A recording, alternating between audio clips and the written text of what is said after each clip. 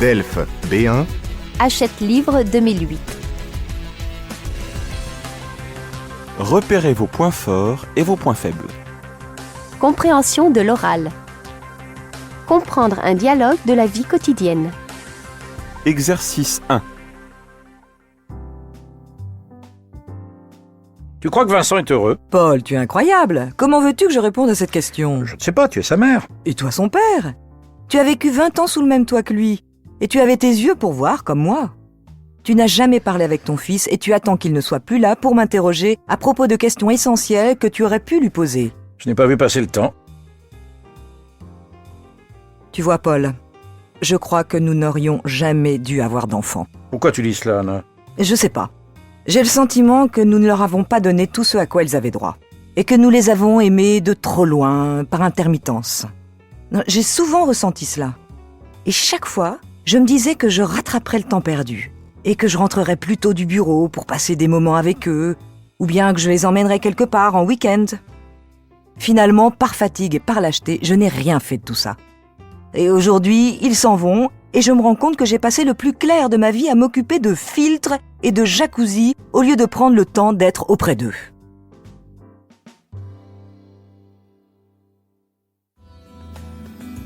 Comprendre une émission d'intérêt général.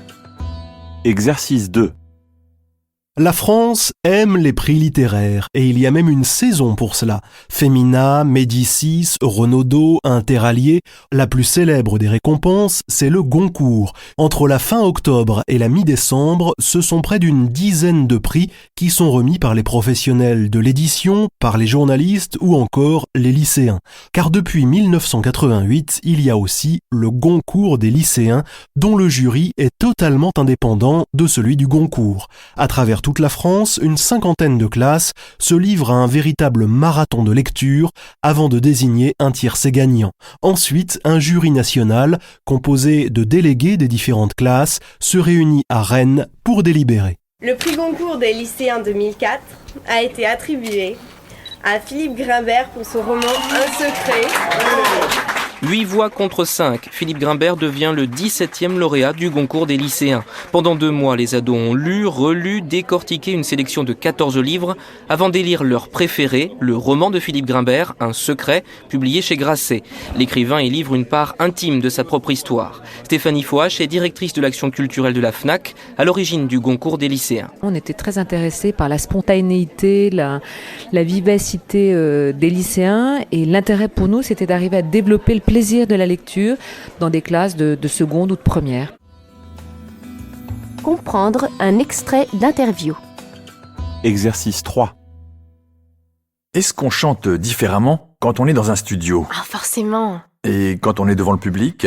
Quand on est sur scène, forcément, le son... Le public est un partenaire. Bah oui, il y a un échange très intense qui se passe sur scène. Mais cela ne vous fait pas peur? Ah, j'ai beaucoup de trac. Parce qu'il y a une chose qui... Mais peur, non, au contraire. Il me porte, ça me porte, je me laisse emporter. Est-ce que... Des deux côtés, avec mes musiciens, mon équipe derrière, et puis le public est là, qui me porte, voilà.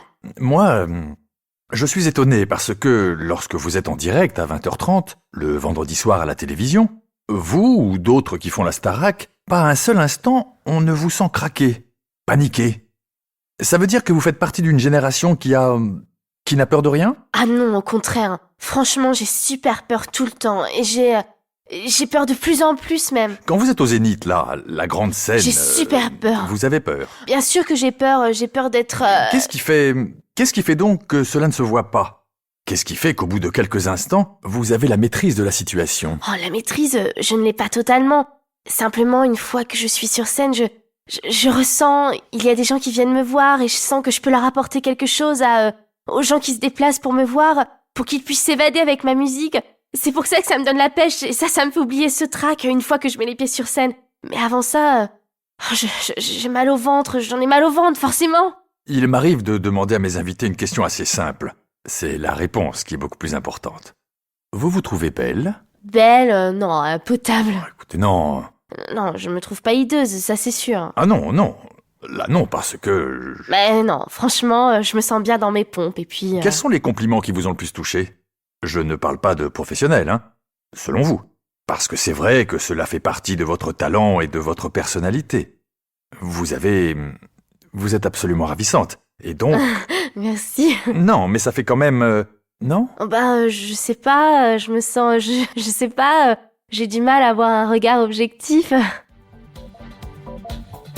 Production orale. Parler de soi. Activité, passé, présent et projet. Exercice 1. Quand je suis entré à l'université, j'avais 16 ans. J'étais très jeune et j'avais choisi le droit parce que ma mère voulait que je sois avocat. J'ai étudié 1 an, mais je n'aimais pas ça. Alors, j'ai tout abandonné.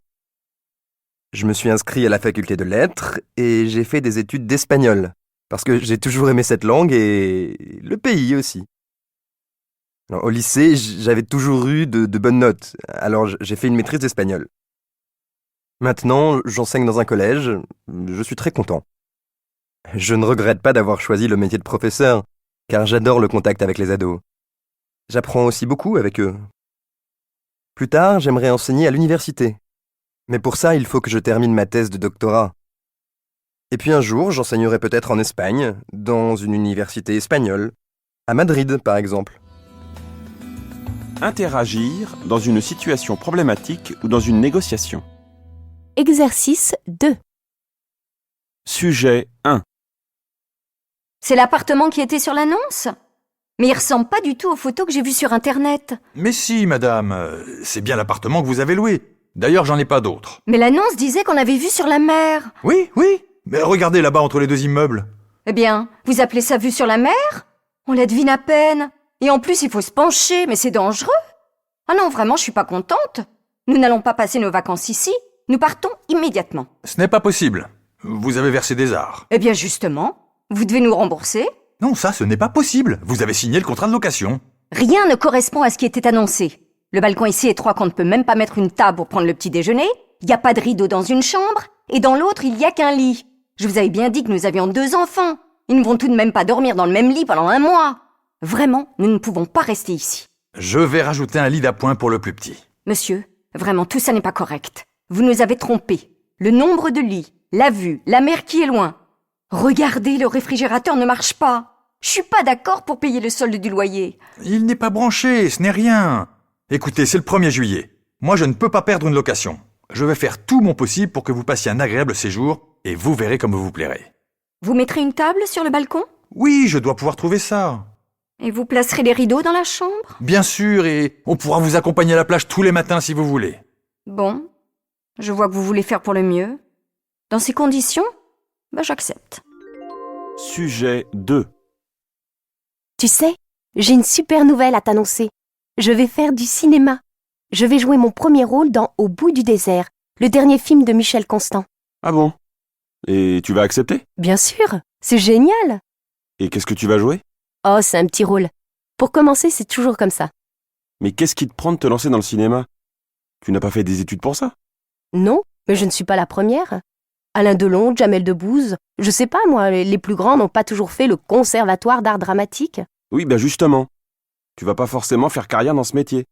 Tu sais que c'est un monde de requins. Hein. Il faut se battre pour y arriver. Eh bien, je me battrai.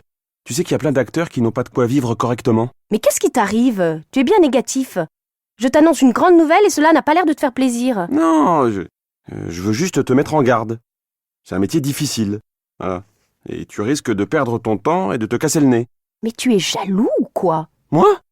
Pas du tout. Je pense que c'est risqué. Tu vas pas laisser tomber tes études de médecine quand même. Non, pas pour l'instant. Je peux très bien faire ce film et après, on verra si ça marche. Ma mère m'a toujours dit que j'étais une excellente comédienne. Et puis j'ai toujours rêvé de devenir actrice. Au lycée, j'étais déjà dans une troupe de théâtre et j'adorais ça. Là, on me propose un rôle, c'est merveilleux. Je vais peut-être me faire connaître et puis j'aurai peut-être de plus grands rôles. Mais tu crois que c'est si facile ? Oh, je sais que ça demande beaucoup de travail, mais c'est merveilleux d'entrer dans la peau de personnages différents. On joue les gentils, d'autres fois les méchants. On se surpasse, et comme ça on grandit, on arrive à mieux se connaître soi-même. En tout cas, c'est une chance inouïe, et je ne vais pas la laisser passer. Dans la vie, on n'a pas toujours la chance de faire ce qu'on aime. Moi, en plus, on me donne la possibilité de devenir une vedette. Ah, tu t'y vois déjà, hein ? Et reviens sur Terre. Ne crois pas ça. Je suis très lucide. Je sais que ce ne sera pas facile, mais je suis prête à affronter les difficultés. D'ailleurs, j'ai rien à perdre. Si ça ne marche pas, je serai médecin. Dans l'immédiat, je vais voyager, je vais voir du pays, rencontrer des gens différents.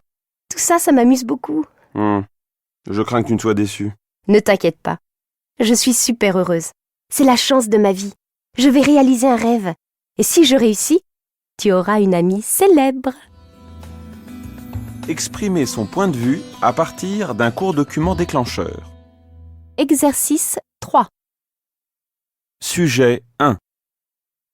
D'après l'auteur de ce texte, Internet permet à l'élève de construire son propre apprentissage d'une façon interactive, et en cela, plus motivante. C'est vrai qu'à l'école ou au collège, on a souvent eu l'impression de subir un enseignement imposé par le professeur. On n'aimait pas toujours les textes, les thèmes, et même les activités qui nous étaient imposées. Internet, c'est vaste. Il ouvre plus largement sur le monde. Avec Internet, on a la possibilité d'apprendre beaucoup de choses dans des domaines différents, et en plus de choisir les thèmes. On peut rechercher et approfondir notre connaissance dans un domaine particulier. Par exemple, moi, j'aime l'histoire contemporaine. Et bien sur Internet, je trouve des articles, des essais sur le XXe siècle. J'ai même trouvé des vidéos d'événements historiques. Grâce à Internet, on peut aussi échanger avec des gens que l'on ne connaît pas, mais qui ont la même passion. Et ils peuvent nous communiquer leurs connaissances et nous faire partager leur enthousiasme. C'est motivant et ça alimente notre curiosité. Le simple fait de visiter un blog peut nous donner envie de faire des recherches pour en savoir davantage. Et sur Internet, on trouve tout, très rapidement. C'est mieux qu'une encyclopédie. C'est bien et c'est peut-être aussi plus efficace, car alors on expérimente les choses et on construit son apprentissage tout seul, comme le dit l'auteur du texte. Mais je crois qu'Internet présente aussi un risque. On peut se perdre dans les recherches que l'on fait.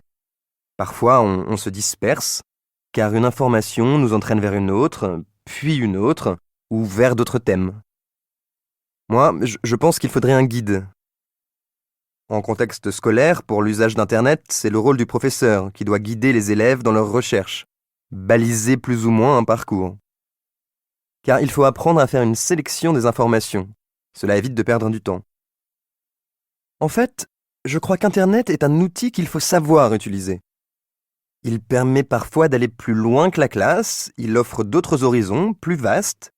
Mais je ne suis pas d'accord avec le fait qu'Internet soit plus interactif. Dans la classe aussi, il existe une interaction, et on apprend du professeur, mais aussi des autres élèves. Dans la classe aussi, il y a un échange qui s'établit. Pour moi, Internet, c'est un outil complémentaire. J'aimais quand j'étais en classe et que mes professeurs savaient favoriser cette interaction, parce qu'on échangeait des idées avec les autres élèves. C'était motivant aussi, car ils étaient tout prêts et la communication était directe et instantanée. Alors que sur Internet, on est quand même face à un ordinateur. Il ne faudrait pas s'ouvrir au monde d'Internet et se fermer à ce qui nous entoure. Question complémentaire. Vous avez dit que l'apprentissage sur Internet est plus efficace. En quoi est-il plus efficace ? Je ne sais pas s'il est toujours plus efficace, mais je crois qu'on retient mieux si on a fait l'effort de rechercher tout seul. On doit construire alors un enchaînement des informations et des idées recueillies. Pour certains, c'est plus efficace car ça oblige à réfléchir. Et puis, chercher sur Internet, c'est aussi un peu un jeu. Justement, Internet n'est-il pas plus accessible aux jeunes générations ? Oui, c'est vrai. Nous naviguons plus facilement sur Internet parce que nous sommes à l'aise face à l'ordinateur. Je crois que l'informatique fait partie de notre culture. Nous avons le réflexe de rechercher une information sur Internet, de réserver un billet de train ou un voyage, ou de faire des achats. On dit souvent à la télévision qu'Internet est un danger pour les enfants. Qu'en pensez-vous ? Je ne crois pas qu'Internet soit un danger. Il existe des systèmes de blocage qui permettent d'interdire l'accès à certains sites. Et puis, c'est le rôle des parents de mettre en garde et d'expliquer les risques possibles. Sujet 2. Ce dessin évoque les difficultés de circuler en ville à vélo. Dans les grandes villes, les cyclistes doivent lutter contre les automobilistes pour se frayer un passage dans le flot de la circulation. C'est vrai, il est difficile de rouler à vélo dans une grande ville parce que il y a beaucoup de voitures. Cela peut même être dangereux. On voit souvent des accidents qui peuvent être mortels. En général, les automobilistes ne respectent pas les cyclistes et ne leur laissent pas le passage. Comme il n'y a pas toujours de pistes réservées aux vélos, les cyclistes doivent rouler sur le bas-côté et parfois se faufiler entre les voitures. Ça, c'est très dangereux. Parfois, ce sont les cyclistes qui exagèrent. Ils ne sont pas toujours très prudents. Il y en a qui ne respectent pas les feux rouges et qui passent sur les trottoirs. Moi, je trouve que, malgré les risques, circuler à vélo, c'est un moyen pratique et rapide de se déplacer. J'ai beaucoup d'amis qui préfèrent aller au travail à vélo. D'ailleurs, le vélo en ville est à la mode. De plus en plus, les villes s'organisent pour favoriser son utilisation en ouvrant des pistes cyclables. Il y a aussi des expériences comme une journée sans voiture à La Rochelle, où on met gratuitement des vélos à la disposition des habitants pour les inciter à ne pas prendre leur voiture. Aujourd'hui, l'expérience vélo en libre accès dans les grandes villes de France est un vrai succès. À Paris, Vélib propose des bornes avec des vélos dans tous les quartiers. Ça, c'est super. On loue un vélo pour 1 heure ou 2 heures, comme on veut. Je suis tout à fait d'accord avec ces initiatives. Il y a beaucoup d'avantages. Cela permet de réduire le nombre de voitures, donc de faciliter la circulation. Si les mentalités changent, on arrivera à réduire les dépenses de carburant et aussi la pollution. Beaucoup de villes devraient suivre l'exemple de Paris. Question complémentaire. Êtes-vous un adepte du vélo ? J'ai un vélo et je l'utilise chaque fois que j'ai le temps, pour faire des courses dans le quartier ou pour me promener. Mais j'habite trop loin de mon lieu de travail pour y aller tous les jours en vélo. Est-ce que dans votre pays, des expériences du genre de Vélib ont été menées ? Non, pas encore. Dans la ville où j'habite, le nombre de voitures qui circulent n'est pas encore devenu insupportable. Mais je crois qu'on devrait y penser pour la capitale, où il y a beaucoup d'embouteillages qui peuvent durer des heures. Pour cela, il faudra que les autorités réalisent des aménagements importants. Développez vos compétences. Compréhension de l'oral. Flash info à la radio.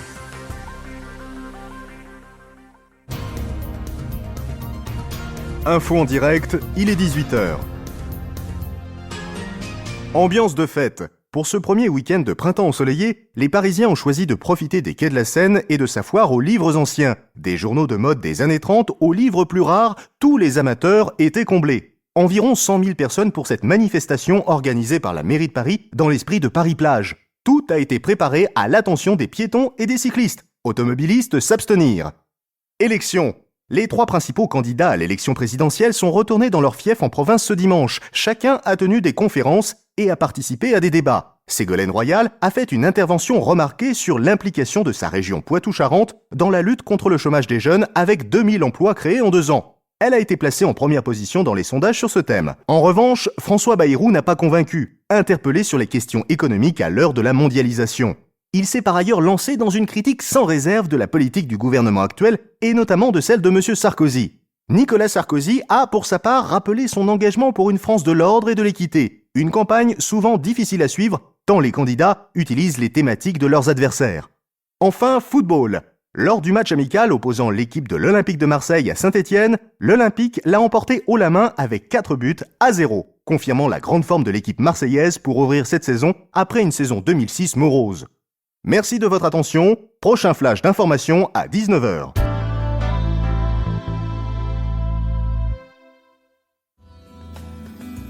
Un commentaire sportif, le match Paris-Bastia. Bonsoir Jean-Pierre, nous voici ce soir à Bastia pour le match qui oppose en match aller l'équipe du Paris Saint-Germain à l'équipe de Bastia. Oui, tout à fait, Nicolas. L'enjeu est de taille pour l'équipe de Bastia qui, si elle ne se qualifie pas ce soir, redescendra d'une division. Ce déclassement serait difficilement supportable pour une équipe qui a réalisé une année 2006 splendide, même si elle s'est effondrée à la fin du championnat. L'arbitre a donné le coup d'envoi à 20h précise, c'est parti. Saint-Germain, très en forme, semble prendre l'avantage. C'est une équipe rapide et bien coordonnée qui joue devant nous ce soir. Premier but de la soirée par Corentin à la 5e minute de jeu. Saint-Germain nous fait d'emblée une très forte impression. Oui Jean-Pierre, aucune hésitation, beaucoup de détermination. Il faut rappeler que cette équipe a été aux 3/4 renouvelée. Les équipiers ont tous moins de 23 ans. La fraîcheur et le dynamisme peuvent s'expliquer. Bastia s'est laissé déborder. À la 13e minute de jeu, Bastia se réveille et semble vouloir reprendre l'avantage. Le joueur Malkia arrive dans la zone de but. Mais Saint-Germain reprend vivement et l'excellent gardien, Giordano, n'a pas le temps de nous montrer ce qu'il sait faire. Deuxième but de la soirée à la 20e minute de jeu par Gardin. La situation est très préoccupante pour Bastia. L'équipe de Bastia ne trouve pas ses marques et doit se ressaisir rapidement si elle ne veut pas rester spectatrice de ce match.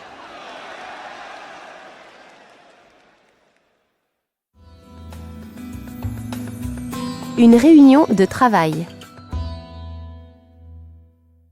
Ce lundi, pour notre réunion de démarrage, comme chaque semaine, je veux que chacun d'entre vous me donne son emploi du temps exact. Nous recevons 3 équipes étrangères. Je ne veux pas qu'il y ait de problème.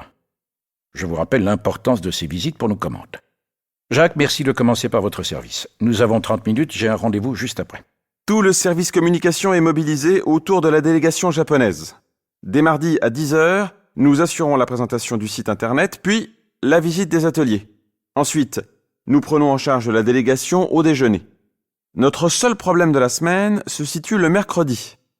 Nous ne pourrons pas raccompagner la délégation japonaise et accueillir dans le même temps les clients allemands et hollandais. Ah, d'accord. Véronique, qu'avez-vous prévu pour le service des ventes ? Nous présentons l'ensemble de nos produits, prêt-à-porter hommes et femmes, aux 3 représentations étrangères au fur et à mesure que le service communication nous les envoie. Nous serons prêts pour présenter la nouvelle collection d'accessoires de mode, mais nous sommes en mesure de nous occuper à plein temps d'une délégation mercredi si ça arrange tout le monde. Merci, je crois que c'est une solution. J'allais proposer le service administration et comptabilité car je sais qu'ils ont un dossier à régler avec les Hollandais qui restent jusqu'à vendredi. Mais comme le service de la comptabilité n'est pas représenté ce matin, je préfère une solution plus sûre. On ne sait jamais. D'accord, Véronique, c'est donc votre service qui assurera les transitions mercredi. Au téléphone. Dépannage Ordi Express.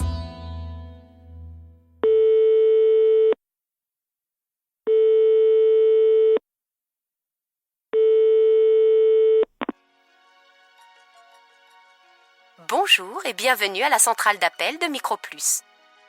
Pour le dépannage de votre ordinateur, tapez 1. Pour le dépannage de votre imprimante ou de votre scanner, tapez 2. Pour obtenir des informations sur nos nouveaux produits, tapez 3. Pour parler à un opérateur, tapez sur la touche 0.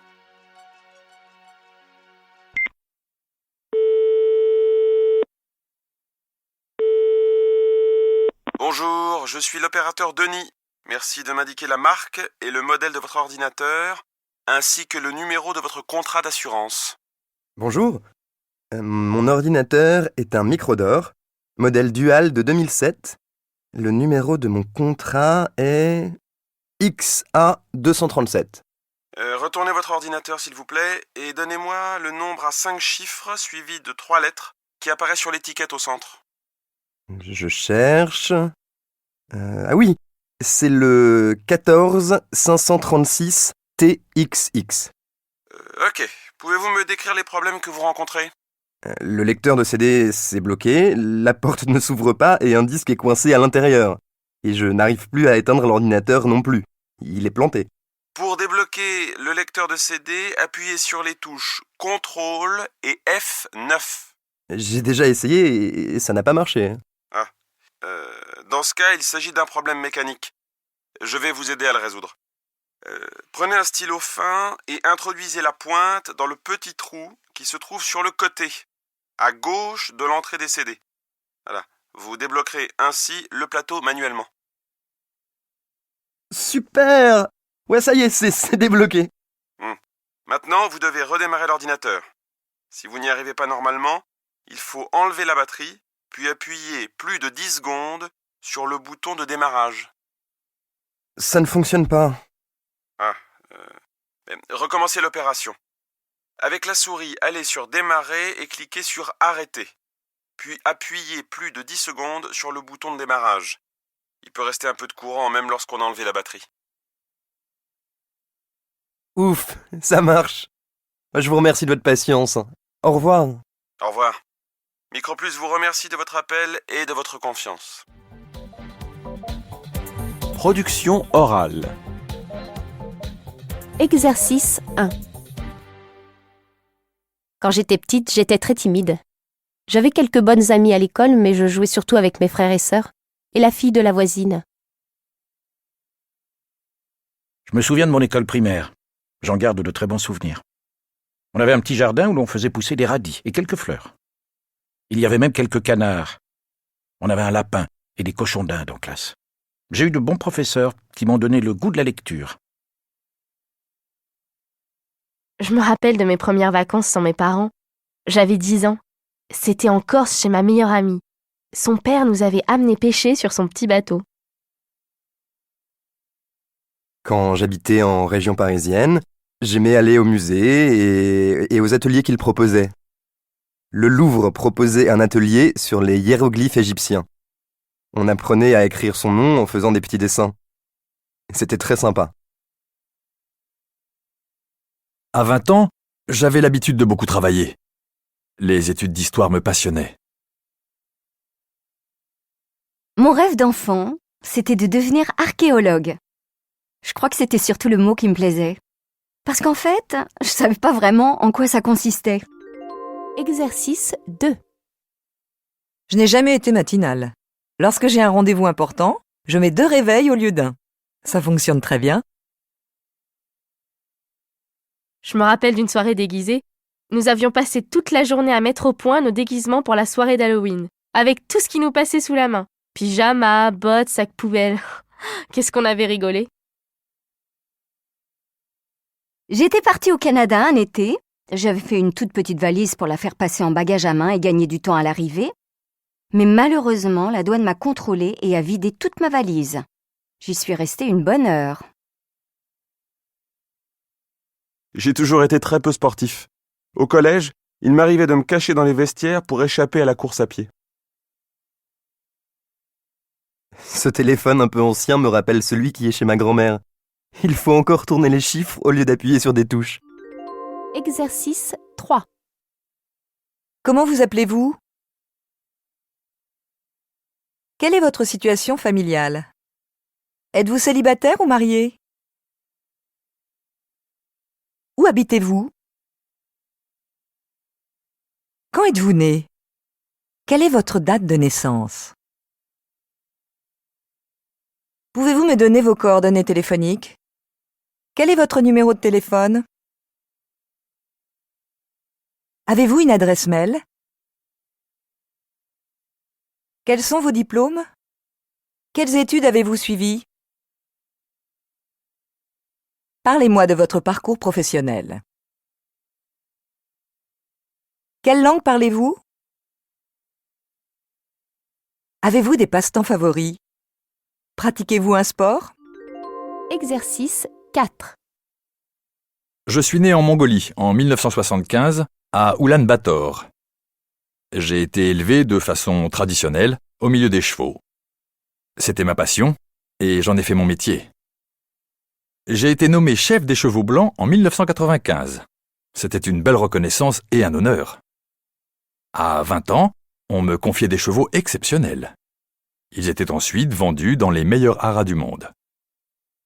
En 1998, j'ai obtenu le prix Argoar, c'est-à-dire le prix du meilleur coursier sans selle à travers la plaine. C'est comme cela que j'ai été connu à l'étranger, puis contacté par divers organismes, privés et publics. L'Europe m'a toujours fait rêver. J'ai répondu à une annonce, et cela s'est réalisé. J'ai pu venir en France et m'installer de façon confortable en Normandie, dans le Calvados. Exercice 5. 1. Je vis en France, à Caen. Je suis venu pour les courses hippiques et le dressage des chevaux. Et je suis resté dans cette région merveilleuse qui connaît tant les chevaux. 2. Pour l'instant, je ne crois pas, sinon je retournerai en Mongolie. 3. J'habite dans une maison normande typique, vous savez, avec des poutres partout et des pommiers dans le jardin.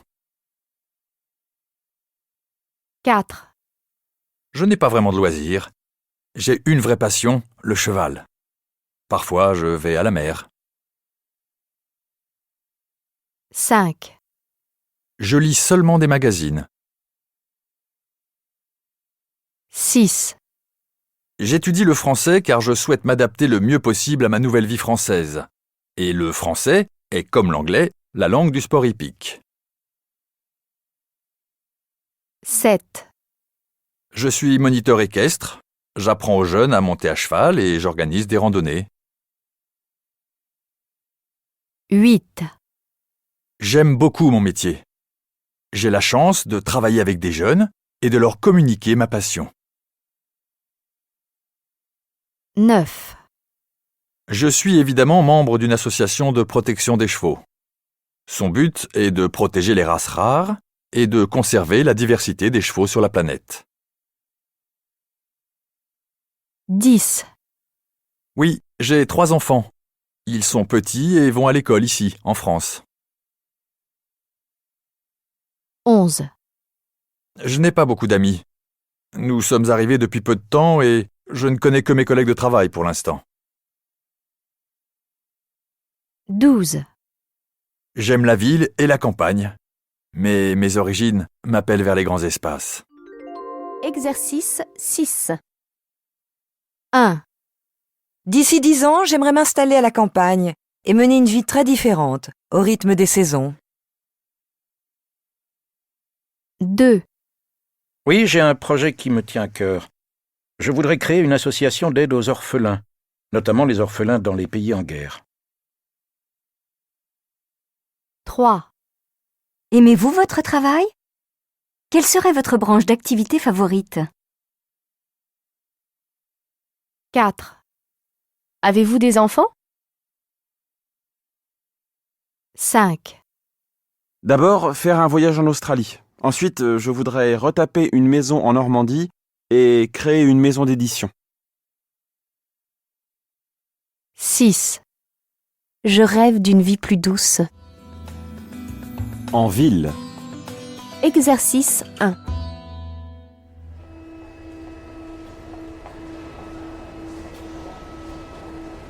Oh là là, quel stress. Non mais tu as vu la vitesse de fermeture des portes? On a à peine le temps d'entrer dans le métro. Oh, et puis, quelle sonnerie stressante. Tu sais, Paris est une grande ville. Il y a 1 million d'habitants. Et la banlieue, c'est 9 millions. Faut bien que tout le monde se déplace. Tout va vite. Les gens courent. Ils courent même dans les escalators. C'est ridicule. tu as vu? Ils sont bizarres ces gens. Ils poussent pour rentrer. Eh oui, tout le monde est pressé. Certains habitent très loin en banlieue et passent plusieurs heures par jour dans les transports en commun. Le réseau du métro va du centre de Paris jusqu'aux proches banlieues. La ville serait paralysée sans cela. Il n'y a pas de bus. Si, mais le métro est globalement plus fiable. Tu sais en combien de temps tu arrives. Qu'est-ce qu'ils racontent dans les haut-parleurs? Ils annoncent tous les problèmes sur les différentes lignes. Il y a des stations fermées pour travaux, d'autres où il y a beaucoup de retard à cause d'incidents techniques.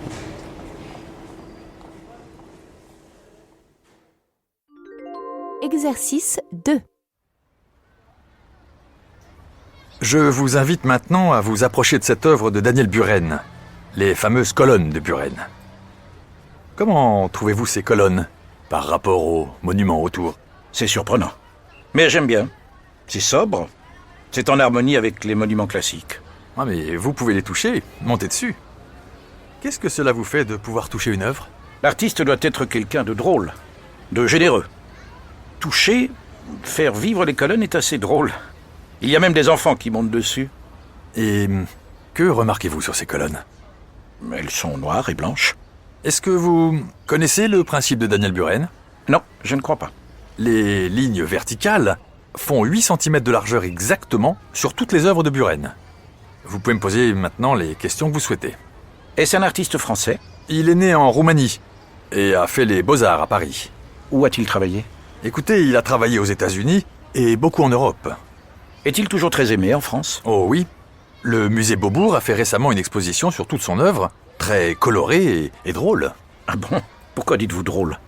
Eh bien parce que l'humour de Buren consiste à détourner des lieux dans les villes et à inciter le spectateur à participer, à jouer avec l'œuvre.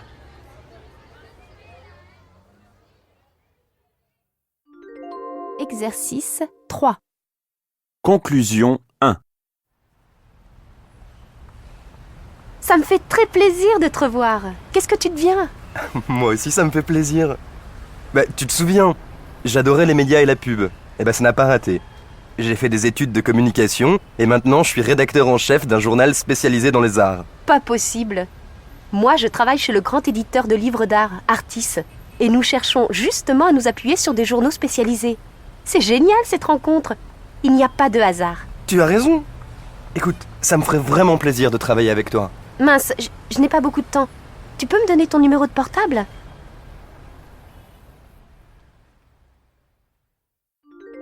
Conclusion 2.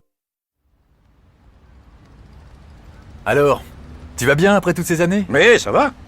Je me suis marié il y a 10 ans, déjà. Le temps passe vite. J'ai 2 enfants gentils comme tout et le boulot est plutôt agréable. Je m'occupe d'une agence de voyage. Je prépare les vacances des autres, donc ça va. Et toi? Oui, oh ça va. Je voyage beaucoup, mais je trouve ça fatigant. Je dois avouer que j'en ai un peu assez des missions. On m'envoie dès que ça ne marche pas pour une compagnie de téléphone mobile. Et du côté perso?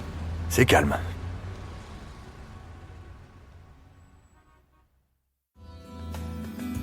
Quand dire, c'est faire. Exercice 1. Vous pouvez emballer ce cadeau, mademoiselle? Oui, bien sûr. C'est pas facile avec ces nouveaux papiers cadeaux. Oh, je suis désolée, c'est un peu long. Non. Je suis sûr que vous allez y arriver. Vous pouvez mettre du scotch sur les côtés. Hein. Vous savez, ça fixe le paquet. Oh, je suis obligée de recommencer, le papier s'est déchiré. J'ai du temps, mais... vous voulez que je vous aide? Ça va aller, vous inquiétez pas. Je suis désolé, je peux pas m'empêcher de rire. Je n'ai jamais fait ça de ma vie, ce n'est pas gentil de vous moquer.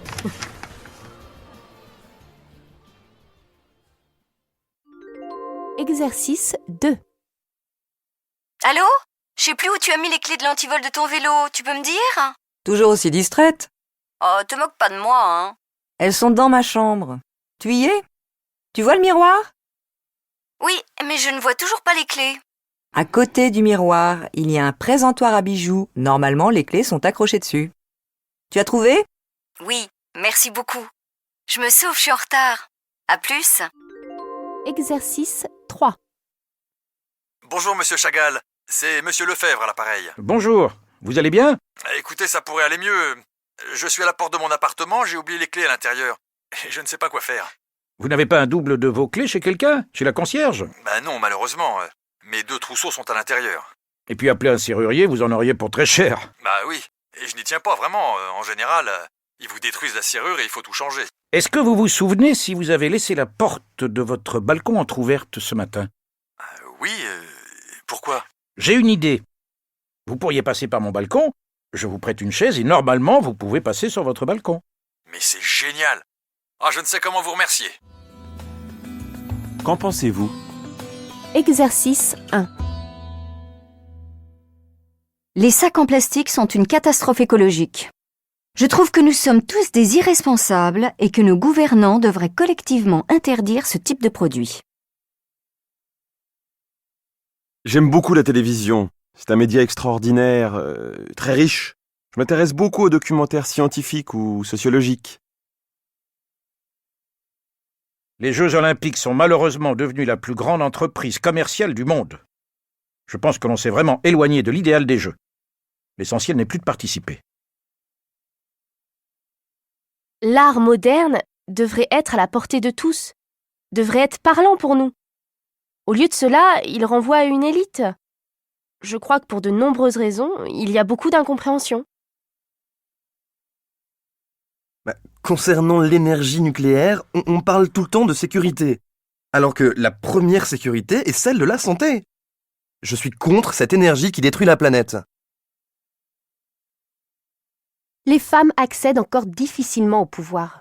Elles plafonnent dans des emplois subalternes et sont moins bien payées. Plus il y aura de femmes au pouvoir, plus ces inégalités seront combattues. Exercice 2. Les jeunes qui commettent des actes illégaux doivent être punis. Mais je pense qu'il faut se poser la question de leurs actes. Pourquoi font-ils des choses interdites? Il faut donc travailler en amont pour accompagner les jeunes en difficulté afin de leur faire comprendre le fonctionnement de la société, ses règles et l'intérêt de les respecter.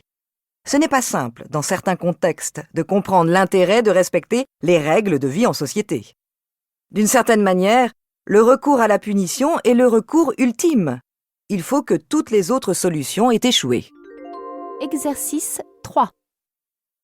L'idée reçue que l'on entend tout le temps est que le niveau baisse et que les jeunes ne lisent plus.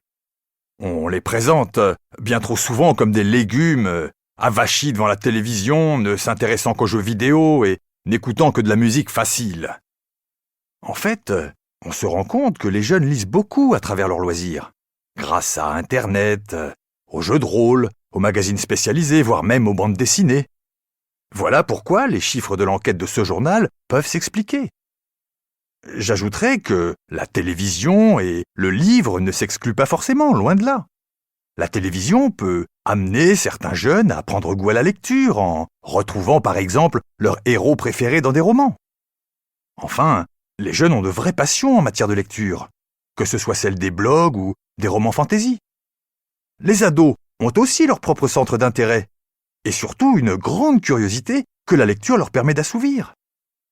D'autre part, je pense que leur façon d'intégrer du vocabulaire et des idées vient pour beaucoup de la télévision, des chansons.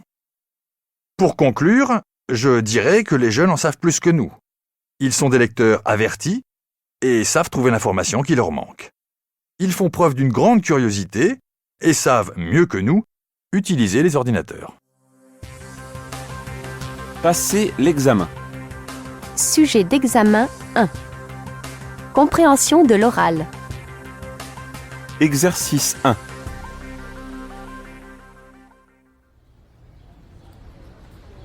Salut Anne, ça va ? Salut Pierre. Oui, ça va très bien en fait. J'ai appris une bonne nouvelle aujourd'hui. J'ai un entretien d'embauche pour travailler cet été après les examens. C'est formidable. Tu cherchais depuis si longtemps. Alors, c'est pour quel poste ? Un poste d'accompagnatrice dans une colonie de vacances. Je vais accompagner un groupe d'enfants à la montagne. Je suis un peu inquiète parce que c'est la première fois que je travaille avec des enfants. Ah, et des enfants de quel âge ? Entre 8 et 12 ans. Ça devrait aller. Tu as des frères et sœurs plus jeunes que toi, non ? Oui, mais j'ai quand même un peu peur pour l'entretien. Quand est-ce que tu le passes, cet entretien ? La semaine prochaine. J'ai rendez-vous avec un des directeurs de la colonie. Tout ira bien. Je suis sûr que tu sauras répondre à toutes les questions. C'est vrai, mais c'est aussi mon premier entretien. Je ne sais pas vraiment comment ça se passe, ce que je dois faire et ne pas faire. J'ai peur d'avoir le trac et de ne pas pouvoir parler. Ce n'est pas difficile. Il ne faut pas que tu stresses. Il faut que tu aies confiance en toi. Montre simplement de quoi tu es capable. Sois toi-même et tout se passera bien. T'es une fille super.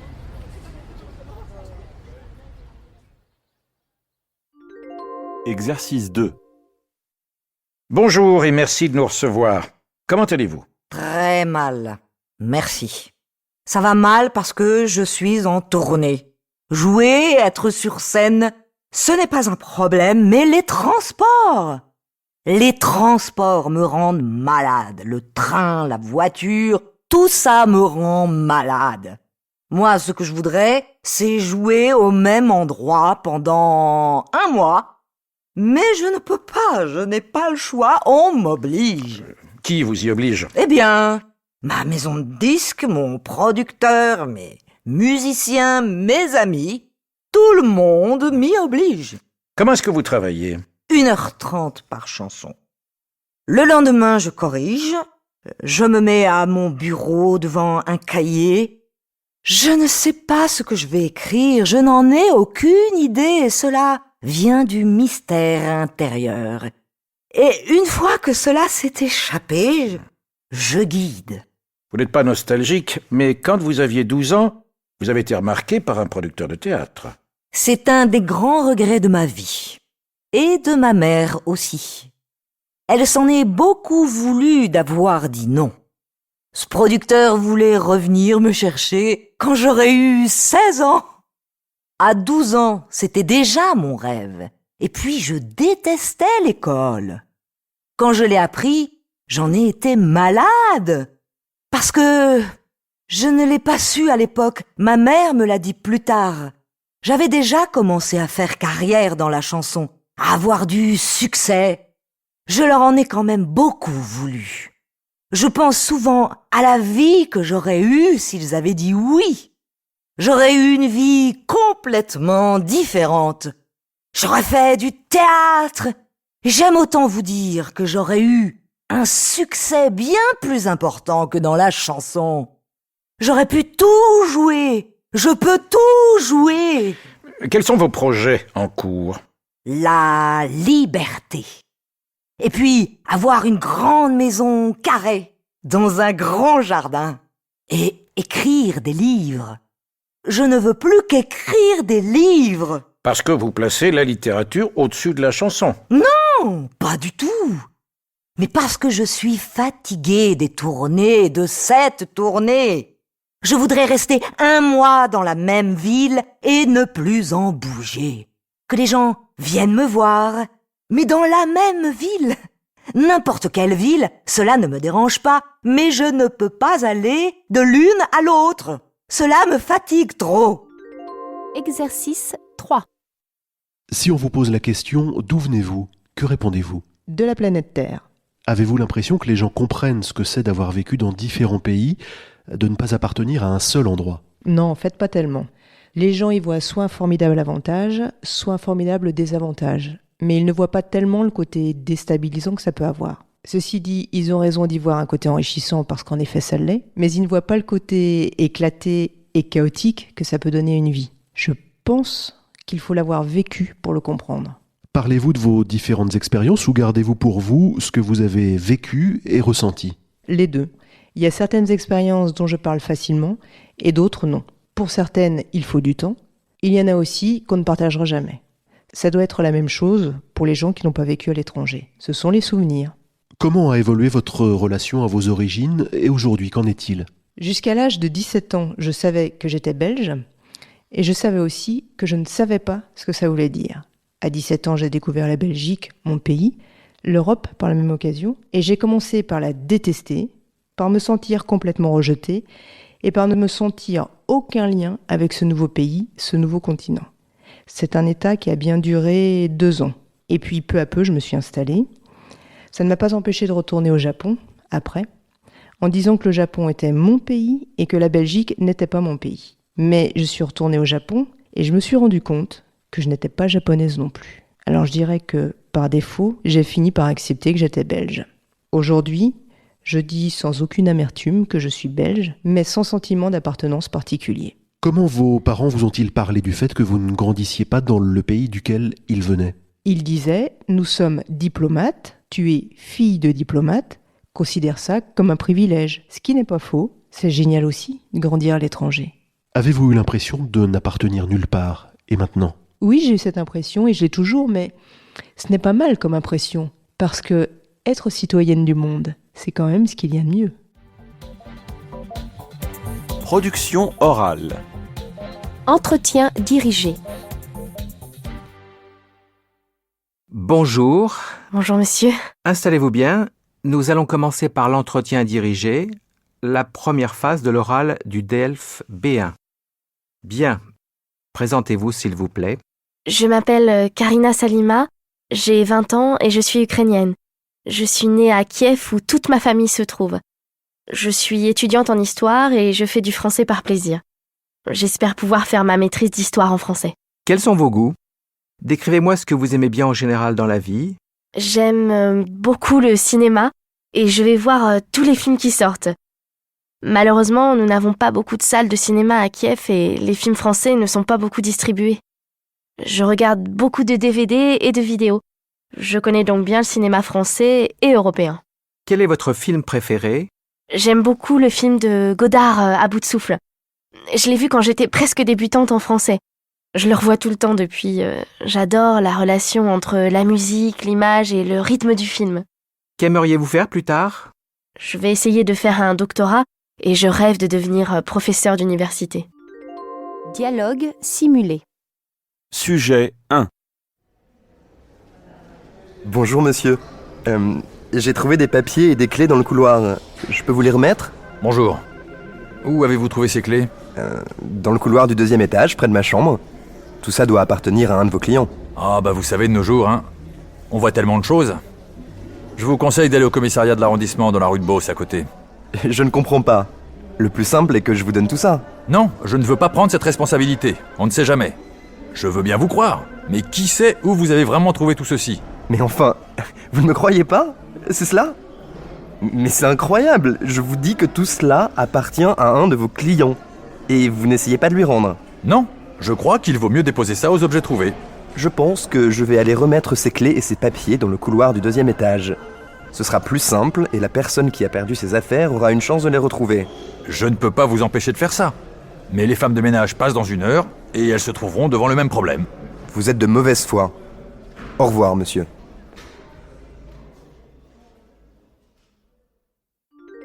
Sujet 2. Tu vois, c'est la maison que nous avons louée. Il y avait 4 pièces, nous aurions pu être 6 dedans. Il y avait un beau jardin et une grande terrasse qui donnait sur la mer. Là, tu vois sur la photo, la plage de Bobolino. Le hamac où on faisait des siestes à l'ombre de l'acacia. Ah, ici, c'est Louise en train de lire. Et là, c'est le bord de mer. On allait à pied faire nos courses. C'est beau, n'est-ce pas? Oui, mais il n'y avait pas un peu de monde? Bon, c'est l'été, du monde, il y en a partout. Vous alliez vous baigner tôt le matin pour être tranquille? Non, penses-tu? On avait nos voisins de plage. On pique-niquait ensemble et on faisait du beach volley. Ils étaient très sympas. Oui, je vois. Moi, je rêve de calme, de grand air. Pour le grand air, avec la maison au bord de la mer, on était servis. Hein. C'est vrai. Mais je me vois plutôt vraiment dans une sorte de solitude. Tu comprends? Oui, oui. Les goûts et les couleurs, hein.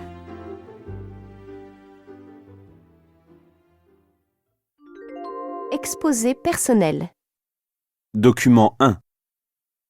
Le document est drôle parce que la mondialisation est critiquée et utilisée en même temps. On peut dire que l'Internet est le symbole même de la mondialisation.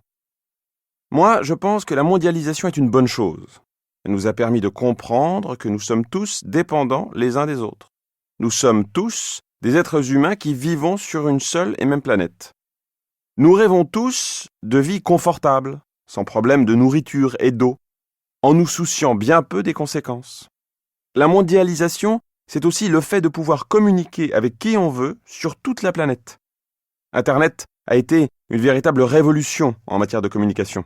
Je peux partager plein de choses, des mails, de la musique, des photos, de la vidéo.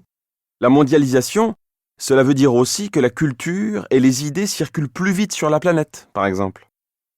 En revanche, la mondialisation crée de nombreux problèmes. Le problème d'un pays devient le problème de beaucoup de pays. Ainsi, la pollution est un problème planétaire. Les grandes usines qui polluent ne sont plus en Europe ou aux USA. Elles sont construites ailleurs, mais elles polluent toujours tout autant. Ce dessin est vraiment drôle car il révèle tout le paradoxe de la mondialisation. C'est à la fois positif et dangereux. Document 2. Ce document montre d'une façon humoristique les effets dramatiques de la pollution des pays du Nord sur les pays du Sud. C'est d'autant plus lamentable que les pays du Nord tirent leur richesse des matières premières des pays du Sud. À terme, ce sont donc des problèmes humains et environnementaux qu'il faudra résoudre. Aura-t-on assez de motivation et d'intérêt pour mettre en place des politiques écologiques efficaces? Est-ce que nous parviendrons enfin à avoir un système d'économie durable? Sortirons-nous de la société de consommation à tout va qui a des conséquences désastreuses sur l'environnement? Ce sont toutes ces questions que soulève ce document. Il en va de la responsabilité de chacun, de la ménagère au célibataire endurci, en passant par les grands patrons ou les politiciens. Tout le monde est concerné par l'écologie. Sujet d'examen 2. Compréhension de l'oral. Exercice 1.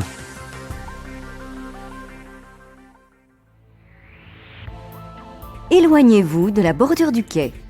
Les premiers trains à grande vitesse ont véritablement commencé à circuler ce matin sur la ligne Est. Des TGV français ou des ICE allemands. Pas moins de 93 allers-retours sont prévus aujourd'hui, tous trajets confondus, et la SNCF affiche quasiment complet. Sidonie Lefebvre était au départ à la gare de l'Est à Paris quand la toute première rame, un Intercity, s'est élancée à 6h43.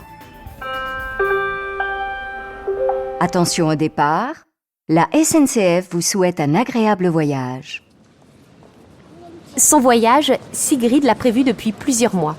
Cette franco-allemande part à Stuttgart pour y fêter l'anniversaire de son père. Et aujourd'hui, elle mettra 2 fois moins de temps que d'habitude. Je suis très émue. Je trouve ça formidable d'arriver dans 4 heures, car à partir d'un certain âge, les distances, ça compte. C'est un événement familial qui m'y emmène. Et ils sont très contents de m'accueillir. Et pour voir le train également. Sur les quais, les curieux immortalisent ce premier départ commercial du TGV Est. C'est une grande fierté pour Patricia Lacoste, la directrice de Paris Est. Ça fait 3 ans qu'on travaille sur la préparation de ce grand jour. Ce qui me réjouit, c'est de voir l'enthousiasme de tous ces gens qui partent par le premier TGV et le premier ICE et qui sont heureux. Une réussite aussi pour la SNCF qui a enregistré ce matin plus de 90% de réservations pour sa toute nouvelle ligne TGV. Et au total, 715 000 billets ont déjà été vendus pour la nouvelle ligne. À la gare de l'Est à Paris, Sidonie Lefebvre pour Radio Île-de-France.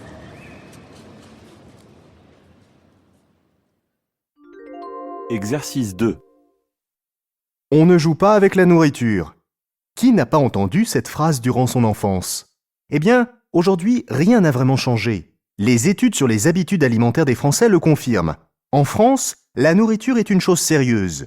Elle véhicule des valeurs telles que la convivialité, le partage, le goût et même un certain art de vivre. Il suffit d'explorer l'intérieur de nos frigos pour en être convaincu. Pourtant, nous ne mangeons plus comme avant. Beaucoup moins de produits frais, moins de repas chaque jour. Au restaurant, à la maison, on se contente de la formule entrée-plat ou plat-dessert. Le plateau repas est de plus en plus fréquent, mais on est encore loin du mode de consommation à l'américaine. Nous ne sommes pas arrivés à l'ère du chacun pioche dans le frigo que certains spécialistes de la consommation annonçaient dès les années 80. Ici, même si la télévision a fait irruption dans la salle à manger, le dîner reste un rendez-vous. Pour Pascal Ebel, du CREDOC, le Centre de recherche pour l'étude et l'observation des conditions de vie, cela provient du fait que chez nous, le côté ludique de la consommation alimentaire est culturellement très fort. Le repas reste un moment convivial, celui où l'on se retrouve autour de la table. Les Français ont besoin de partager le plaisir du repas, que ce soit en famille ou avec des amis. Il n'empêche qu'on constate une nette évolution dans nos achats de produits alimentaires. Le rythme de vie nous oblige à gagner toujours plus de temps, alors on achète de plus en plus des produits faciles à préparer. Et puis, on aime l'innovation. Les jeunes générations apprécient les goûts nouveaux, les cuisines étrangères. Enfin, on se soucie toujours plus d'avoir une alimentation saine. Les seniors en sont la preuve, qui s'alimentent mieux pour mieux vieillir. Disons que le bien manger pour être en bonne santé fait place aujourd'hui au bien manger pour se sentir bien. L'on peut donc espérer que nos réfrigérateurs accueilleront de nouveaux produits aux vertus plus bénéfiques. Exercice 3. Jean Nouvel, bonjour. Merci d'être avec nous ce soir. Avant de parler de vos projets en cours, accepteriez-vous de nous raconter comment vous est venue l'idée de l'architecture ? Ah, oui, bien sûr. Eh bien, tout d'abord, il faut préciser que je suis fils d'enseignant. Et pour mes parents, les matières qui comptaient, c'était les mathématiques et le français. L'éducation artistique était pour eux une discipline secondaire. À vrai dire, l'idée de mes parents, c'était que je devienne professeur ou ingénieur, enfin quelque chose comme ça. Mais heureusement, à 15-16 ans, j'ai rencontré un professeur de dessin qui m'a très vite passionné. Il s'appelait Marcel Devier. Je me rappelle très bien de son nom. C'était un homme de passion, très engagé, dans des activités humanitaires notamment. C'était un artiste local, reconnu, qui utilisait le couteau, la terre, le sable. Enfin, un artiste du Périgord, un artiste libre. Quand je suis arrivé en seconde, je n'étais pas du tout éveillé aux arts plastiques. Et en quelques leçons, Marcel Devier m'a motivé. Il a su créer le désir et m'inciter à progresser. Il me disait « Fais des choses pour toi, copie des œuvres ». Il m'a donc proposé de faire de la céramique, des petits carreaux représentant les hauts lieux de Sarlat, et je m'en suis pas trop mal tiré. Et la table basse que j'ai réalisée est toujours quelque part chez mes parents. Ensuite, il m'a invité à venir dans son atelier, à tel point que on m'a même confié la décoration du foyer des jeunes filles de la ville. Après ma terminale, mes parents m'ont demandé ce que je voulais faire. Alors j'ai dit artiste plasticien. Évidemment, ça a bloqué. Ils m'ont prévenu que je tirerais le diable par la queue toute ma vie, et ils ont insisté pour que je suive d'abord une formation sérieuse.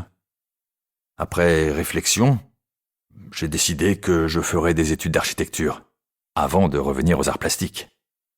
Et puis, l'architecture m'a intéressé. En tout cas, Marcel Devier a changé l'orientation de ma vie. Si j'ai choisi l'architecture, c'était pour les arts. Oui, c'est sûrement le professeur qui a le plus influé sur mon parcours. S'il n'avait pas existé, je ferais sûrement tout à fait autre chose. Production orale. Entretien dirigé. Ma meilleure amie s'appelle Marianne. On était ensemble à l'école primaire. Je l'ai connue quand j'ai changé d'école en CM1. Moi, j'étais nouvelle et elle est tout de suite venue vers moi. Et on ne s'est plus quitté. Elle passait le week-end chez moi ou j'allais chez elle. À cette époque, mes parents étaient en train de divorcer. Mon amitié avec Marianne m'a beaucoup aidée. Elle avait un peu les mêmes problèmes que moi. Ses parents avaient divorcé aussi et son père s'était remarié. On parlait beaucoup. Elle m'a soutenue et elle est devenue comme une sœur pour moi. On a fait des études différentes. Elle a étudié le droit et moi les sciences. Mais on ne s'est jamais perdu de vue. Aujourd'hui, nous sommes mariés et nous habitons à 30 km l'une de l'autre. Nous continuons à nous voir régulièrement. Je suis la marraine de sa fille. Nous projetons de partir en vacances en Inde ensemble cet été. Dialogue simulé. Sujet 1. Pourquoi tu t'accroches comme ça à ton siège? Qu'est-ce qui t'arrive? T'es toute blanche. Oh, je suis morte de peur. C'est toujours comme ça quand je prends l'avion. Si l'avion tombe, tu comprends. Mais tu n'as aucune raison d'avoir peur. L'avion est le moyen de transport le plus fiable aujourd'hui. Les avions sont révisés régulièrement. Et cette compagnie est la meilleure. Elle n'a jamais eu d'accident. Oui, mais il y a toujours une première fois.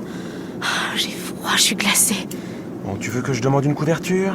Et puis un thé, hein? Boire quelque chose de chaud, ça te fera du bien. Ah non merci, je me connais, ça changera rien. Essaie de fermer les yeux et de penser à autre chose. Mais c'est pire, je vois des images horribles. Tu veux lire la revue de bord? Hein?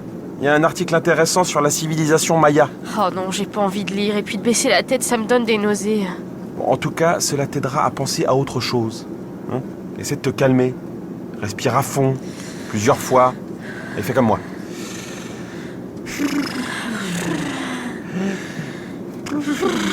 Voilà, comme ça, c'est bien. Là, tu vois? Ça va déjà mieux. Ouais, c'est toi qui le dis, hein. Mais j'ai hâte d'arriver. On a combien d'heures de vol? 3 heures. On est parti depuis 1 heure. Ce sera plus très long. Oh tiens, on va regarder un film pour passer le temps. Regarde, tu peux choisir. Tu as vu? Il y a Paris, le dernier film de Cédric Clapiche. T'avais vu L'Auberge espagnole? Oh, moi j'avais adoré. Ah ouais, c'était super. Ça m'a rappelé le temps où je faisais mes études à Barcelone. Moi aussi, j'ai partagé un appartement avec 2 autres étudiantes. Une suédoise et une polonaise. Qu'est-ce qu'on s'entendait bien. On prenait souvent des fous rires. Ah ouais. Et c'était comment Barcelone?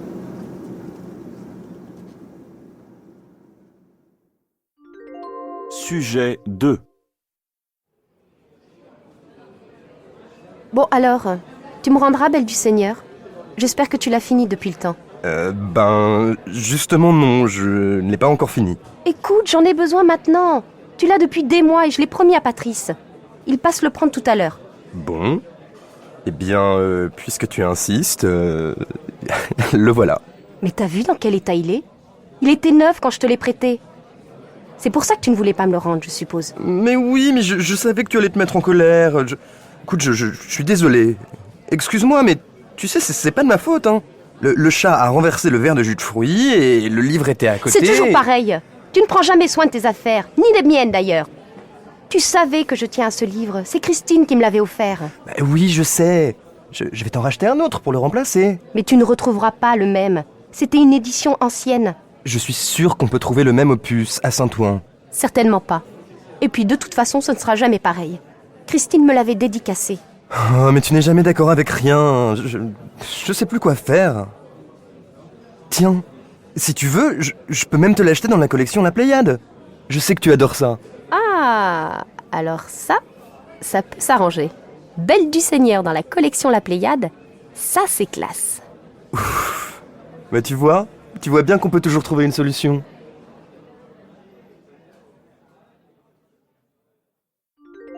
Exposé personnel. L'article pose le problème de la folie des adolescents pour les vêtements de marque en milieu scolaire, et peut-être même en dehors de l'école. C'est sûr, aujourd'hui, tous les jeunes, ou presque, rêvent d'avoir un jean diesel ou un t-shirt Dolce & Gabbana. Ils insistent auprès de leurs parents jusqu'à l'obtenir, quel qu'en soit le prix. Ce phénomène est aussi valable pour les fournitures scolaires, les sacs, les cahiers, les stylos. Moi aussi, quand j'étais au lycée, j'ai réclamé tel ou tel objet parce que mes copains l'avaient. Je crois que c'est un moyen de trouver sa place et de se faire reconnaître dans un groupe auprès des copains. C'est une espèce de code entre jeunes. S'ils n'utilisaient pas les mêmes codes, ils passeraient pour des ringards et les autres se moqueraient d'eux. Moi, je les comprends. Et puis, j'aime bien aussi porter un vêtement de marque. À choisir, je préfère un t-shirt de qualité à un t-shirt publicitaire. Après tout, ce n'est pas de leur faute, aux adolescents. Les adultes attachent aussi de l'importance à l'apparence en portant des t-shirts avec les inscriptions Chanel ou Dior. Donc, en fait, les enfants ne font jamais qu'imiter les adultes. Et la publicité, dans le but de vendre toujours plus avec un fort matraquage, les pousse dans ce sens. Pour ce qui est du retour à l'uniforme, je ne suis pas du tout d'accord. Je trouve ça démodé. En plus, ces uniformes sont souvent tristes. Moi, j'ai dû porter une blouse à carreaux au collège pendant des années et je trouvais ça très laid. Bien sûr, cela permettrait d'éviter les différences car toutes les familles n'ont pas les mêmes moyens. Mais il me semble que c'est aussi une atteinte à la liberté de chacun. Je pense que chacun doit se sentir bien et pouvoir porter les vêtements qu'il a envie de porter. Question complémentaire. L'auteur parle de dictature de l'apparence. Êtes-vous d'accord avec ce terme ? Je crois que c'est un peu fort. C'est vrai que les marques s'imposent et que tout le monde cherche à soigner son look. Mais je pense, moi, que chacun a la possibilité de faire son choix dans toute la gamme des modèles proposés et de se donner son propre style en fonction de ses goûts et de sa personnalité. Il faut savoir rester soi-même. Ne croyez-vous pas que ce soit des dépenses trop élevées pour certains parents ? Oui, comme je le disais, tous les parents n'ont pas la possibilité d'acheter des modèles très chers. Mais aujourd'hui, on trouve de plus en plus de modèles à bas prix sur les marchés, même quand il s'agit de grandes marques. Sujet 2. La différence entre le salaire des hommes et celui des femmes est un fait, en France comme dans toute l'Union européenne. Le journaliste précise même qu'une femme gagne en moyenne 15% de moins qu'un homme. Moi, je trouve ça anormal, surtout quand l'homme et la femme ont fait les mêmes études et ont obtenu des diplômes identiques. C'est injuste et c'est une preuve de discrimination. C'est vrai en Europe, mais je crois que c'est pareil dans le reste du monde. Il y a des pays où la femme n'est pas reconnue et où elle ne peut faire que des métiers de second ordre. Il y a même des secteurs professionnels où l'on ne veut pas embaucher de femmes. Moi, ça me révolte. J'apprécie beaucoup l'attitude du ministre du Travail français qui veut, d'ici 2 ans, éliminer cette discrimination et ramener les salaires des hommes et des femmes au même niveau. C'est bien de tenir compte que l'évolution de carrière des femmes est souvent freinée par la maternité et les enfants. Quand elles ne peuvent pas payer une nourrice, quand il n'y a pas de crèche près de chez elles, ou quand elles n'ont pas la possibilité de les faire garder par la famille, elles doivent s'arrêter de travailler pour élever leurs enfants. Et du même coup, elles ne peuvent évoluer dans leur métier. Dans mon pays, c'est un peu différent parce que peu de femmes vont à l'université. Les femmes, quand elles travaillent, exercent de petits métiers parce qu'on vit dans une société machiste et que le pouvoir est entre les mains des hommes. Les femmes méritent de voir leur travail reconnu et récompensé. Encore plus si l'on pense qu'elles font souvent 2 journées de travail, au bureau, puis à la maison. Et ce double travail ne les empêche pas d'être sérieuses et consciencieuses dans leurs activités professionnelles. Il n'y a aucune raison pour que leur salaire soit plus faible que celui des hommes. Moi, je pense que le salaire devrait être basé sur les compétences et sur le rendement d'un travailleur, et non par rapport à qui il est, un homme ou une femme. Question complémentaire. Vous avez dit que dans votre pays, les femmes ne font pas toutes des études universitaires. Pourquoi? Parce que ce n'est pas encore dans les mentalités. La plupart des femmes se marient et ont des enfants. C'est le mari qui travaille, et elle reste à la maison pour s'occuper de la famille. Ce n'est pas comme en Europe ou aux États-Unis, où presque toutes les femmes font des études. Chez moi, celles qui vont à l'université appartiennent à un niveau socio-culturel plutôt élevé. Et je trouve que ce n'est pas normal non plus. Toutes les femmes devraient avoir le droit de faire des études et de choisir un métier. Pensez-vous qu'il y ait des métiers réservés aux hommes et d'autres aux femmes? Moi, je crois que non. À l'exception des métiers pénibles et qui demandent une force physique comme bûcheron, forgeron. Les femmes devraient pouvoir exercer les mêmes métiers que les hommes. Aujourd'hui, il y a des femmes chirurgiens ou pilotes de ligne, et le nombre augmente. En revanche, je pense qu'il y a des métiers que les hommes ne veulent pas ou ne veulent plus exercer. Parmi les enseignants, par exemple, il y a de plus en plus de femmes parce que les hommes désertent cette profession. À l'hôpital aussi, les infirmières sont plus nombreuses que les infirmiers. Je ne sais pas pourquoi.